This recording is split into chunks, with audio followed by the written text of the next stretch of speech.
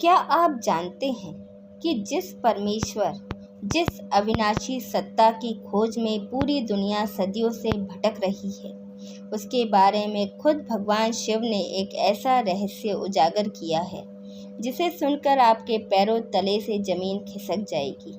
एक ऐसा सत्य जो आज तक आपसे छुपाया गया। हम सब बचपन से सुनते आ रहे हैं कि शिव ही आदि है, शिव ही अंत है, शिव ही सर्वशक्तिमान और सर्वोच्च भगवान है। लेकिन क्या होगा अगर मैं आपसे कहूँ कि खुद भगवान शिव ने, जी हाँ, स्वयं महादेव ने पवित्र शास्त्रों में यह स्वीकार किया है कि मैं पूर्ण परमात्मा नहीं हूँ, मुझसे ऊपर भी एक और अविनाशी परमेश्वर है। चौंकिए मत। आज के इस वीडियो में हम किसी मनगढ़ंत कहानी की बात नहीं करेंगे, बल्कि सनातन धर्म के सबसे पवित्र महापुराण श्री शिव महापुराण और पवित्र श्रीमद् भगवत गीता के वो अचूक प्रमाण आपके सामने रखेंगे, जिन्हें जगत गुरु तत्वदर्शी संत रामपाल जी महाराज ने दुनिया के सामने लाकर रख दिया है। आज आपकी आंखें खुलने वाली हैं और सदियों पुराना भ्रम टूटने वाला है। वीडियो को एक सेकंड के लिए भी स्किप मत करना, क्योंकि आज आपको अपने जीवन के सबसे बड़े सवाल का जवाब मिलने वाला है। भाइयों और बहनों, आम तौर पर हमारे समाज में यह माना जाता है कि ब्रह्मा, विष्णु और शिव ही इस सृष्टि के सर्वे सर्वा हैं। इनमें से शिव जी को महादेव यानी देवों के देव कहा जाता है। हम उन्हें अजन्मा, अविनाशी और सर्वोच्च मानते हैं। लेकिन जब हम गहराई से अपने ही पवित्र शास्त्रों का अध्ययन करते हैं तो सच्चाई कुछ और ही निकलकर सामने आती है।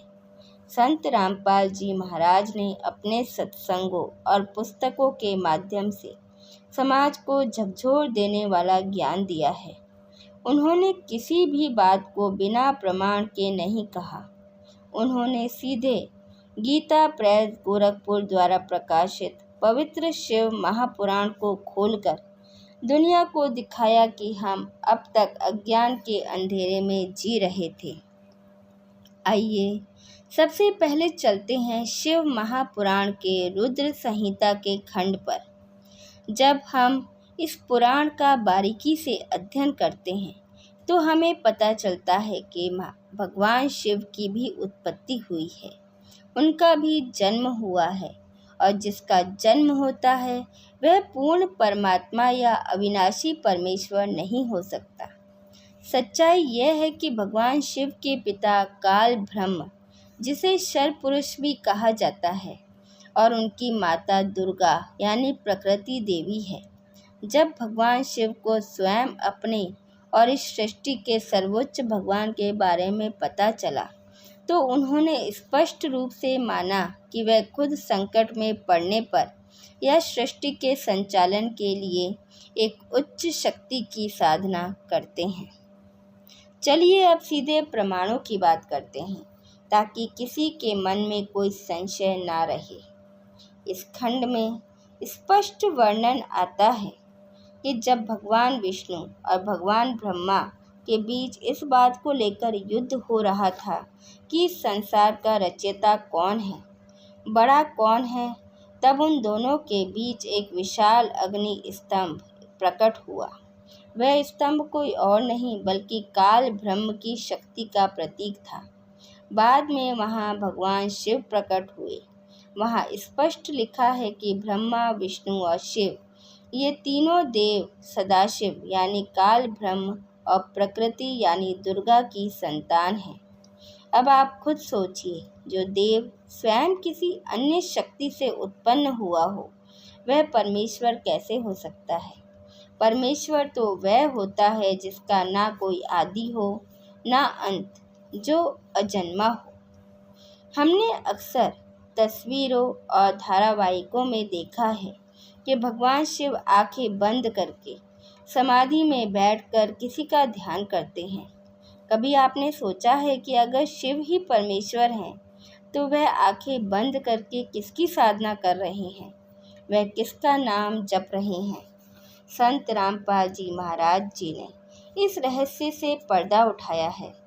शिव महापुराण में खुद शिव जी कहते हैं कि वह उस अविनाशी गुणातीत परम अक्षय ब्रह्म की साधना करते हैं जो इस पूरी सृष्टि का असली मालिक है। भगवान शिव स्वयं उस परमेश्वर के गुणों का गान करते हैं। शिव जी स्पष्ट करते हैं कि मैं ब्रह्मा और विष्णु केवल इस ब्रह्मांड के 3 विभागों यानी उत्पत्ति, स्थिति और संहार के गवर्नर मात्र हैं। हम इस पूरी सृष्टि के राजा या मालिक नहीं हैं। असली मालिक तो वो पूर्ण ब्रह्म कबीर साहिब हैं। सिर्फ शिव महापुराण ही नहीं बल्कि सनातन धर्म का सबसे प्रमुख ग्रंथ श्रीमद् भगवद गीता भी इसी बात की गवाही देता है। गीता के ज्ञानदाता जो कि खुद काल ब्रह्म है ने गीता के अध्याय 2 के श्लोक 12 में और अध्याय 4 के श्लोक 5 और 9 में स्पष्ट कहा है कि अर्जुन, तेरे और मेरे बहुत से जन्म हो चुके हैं। तू नहीं जानता पर मैं जानता हूँ। यानी गीता का ज्ञान देने वाला सत्ता भी जन्म और मरण के चक्र में है और यही सत्ता काल ब्रह्म ब्रह्मा विष्णु महेश के पिता हैं। जब पिता ही जन्म मरण में है तो पुत्र यानी भगवान शिव अविनाशी कैसे हो सकते हैं। गीता के अध्याय 18 के श्लोक 62 में गीता का ज्ञानदाता अर्जुन से कहता है, हे अर्जुन, तू सर्व भाव से उस अन्य परमेश्वर की शरण में जा। उसी की कृपा से तू परम शांति और सनातन परम धाम को प्राप्त होगा। यहाँ गौर करने वाली बात है कि गीता बोलने वाला भगवान किसी और परमेश्वर की शरण में जाने को कह रहा है। संत रामपाल जी महाराज बताते हैं कि वह अन्य परमेश्वर कोई और नहीं बल्कि पूर्ण धनी कुल के मालिक कबीर परमेश्वर हैं, जिसके बारे में ऋग्वेद मंडल 9 सूक्त 96 मंत्र 17 से 20 में भी स्पष्ट लिखा है कि वह पूर्ण परमात्मा शिशु रूप में इस धरती पर आता है और कबीर वाणी के माध्यम से अपना तत्व ज्ञान फैलाता है। अब सवाल यह उठता है कि आखिर यह अद्भुत और छुपा हुआ सच हमें आज तक क्यों नहीं पता चला। क्यों हमारे कथावाचक और गुरु हमें इस सच्चाई से दूर रखते रहे। इसका जवाब है तत्व ज्ञान की कमी। कबीर साहिब की वाणी है, कबीर मानुष जन्म दुर्लभ है, मिले न बारंबार, तरवर से पत्ता टूट गिरे, बहुर न लागे डार।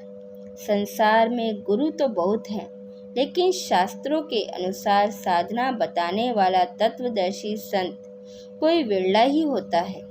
संत रामपाल जी महाराज जी धरती पर एकमात्र ऐसे तत्वदर्शी संत हैं जिन्होंने किसी भी देवी देवता का अपमान किए बिना हमारे ही शास्त्रों को खोलकर हमें सही भक्ति मार्ग दिखाया है। वह बताते हैं कि भगवान शिव, भगवान विष्णु और ब्रह्मा जी आदरणीय हैं। वे इस ब्रह्मांड के बेहद शक्तिशाली देव हैं। हमें उनका सम्मान करना चाहिए। लेकिन जैसे एक देश में राज्य के राज्यपाल की अपनी एक सीमा होती है, लेकिन असली शक्ति राष्ट्रपति के पास होती है, ठीक उसी तरह ब्रह्मा विष्णु और शिव इस ब्रह्मांड के 3 लोक के अधिकारी हैं। लेकिन वो परमेश्वर है जो अविनाशी है, वह पूर्ण ब्रह्म कबीर साहिब हैं। भगवान शिव भी उसी परमेश्वर के नियमों के अधीन रहकर कार्य करते हैं। संतों का काम समाज में नफरत फैलाना नहीं बल्कि सत्य से परिचित कराना होता है।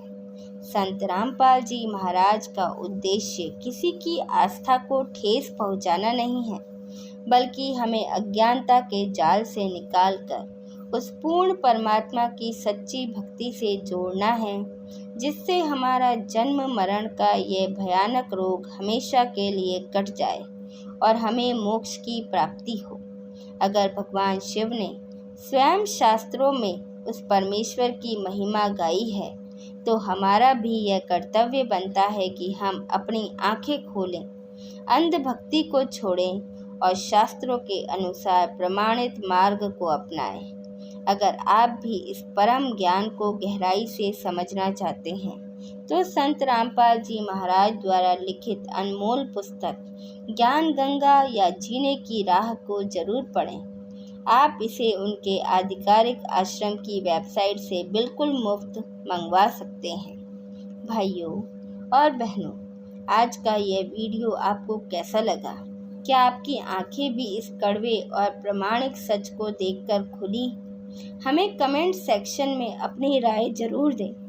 इस वीडियो को अपने दोस्तों और परिवार के साथ व्हाट्सएप और फेसबुक पर ज़्यादा से ज़्यादा शेयर करें ताकि हर एक सनातनी भाई तक हमारे शास्त्रों का यह असली सच पहुंच सके।